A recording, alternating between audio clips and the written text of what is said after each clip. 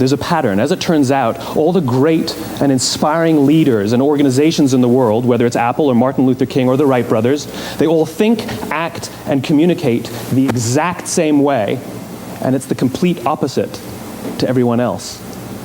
All I did was codify it. And it's probably the world's simplest idea. I call it the golden circle.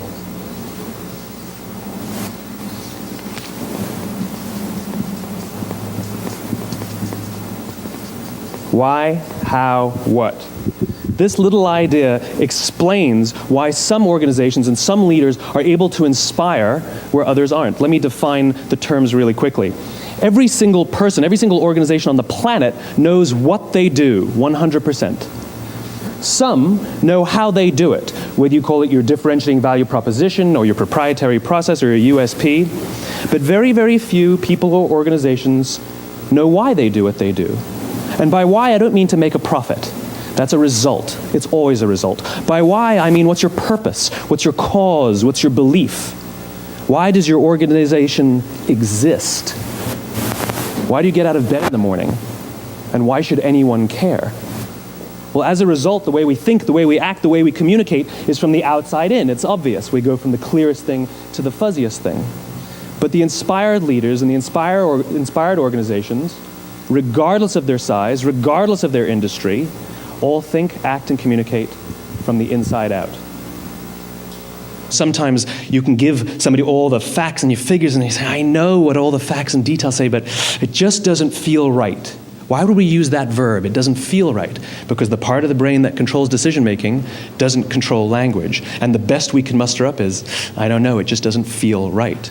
Or sometimes you say you're leading with your heart or you're leading with your soul. Well, I hate to break it to you, those aren't other body parts controlling your behavior. It's all happening here in your limbic brain, the part of the brain that controls decision-making and not language.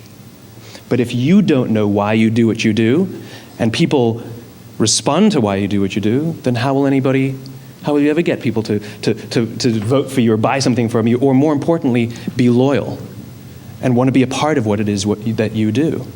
Again, the goal is not just to sell people who need what you have. The goal is to sell to people who believe what you believe. The goal is not just to hire people who need a job.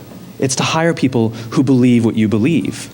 I always say that, there's if you hire people just because they can do a job, they'll work for your money. But if you hire people who believe what you believe, they work for you with blood and sweat and tears. And nowhere else is there a better example of this than with the Wright brothers. Most people don't know about Samuel Pierpont Langley.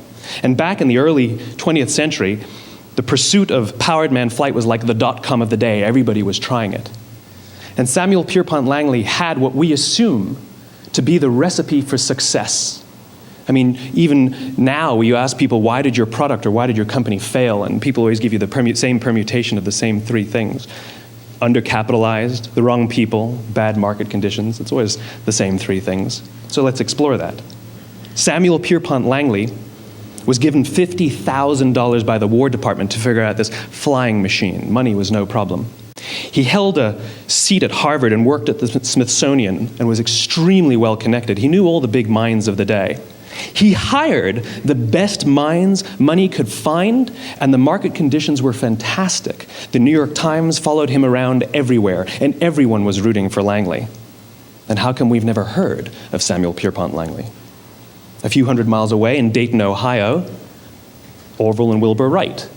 They had none of what we consider to be the recipe for success. They had no money. They paid for their dream with the proceeds from their bicycle shop. Not a single person on the Wright brothers' team had a college education, not even Orville or Wilbur. And the New York Times followed them around nowhere.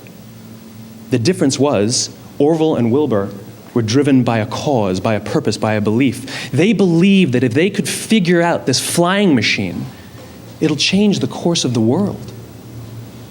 Samuel Pierpont Langley was different. He wanted to be rich, and he wanted to be famous. He was in pursuit of the result. He was in pursuit of the riches. And lo and behold, look what happened. The people who believed in the Wright brothers' dream worked with them with blood and sweat and tears. The others just worked for the paycheck.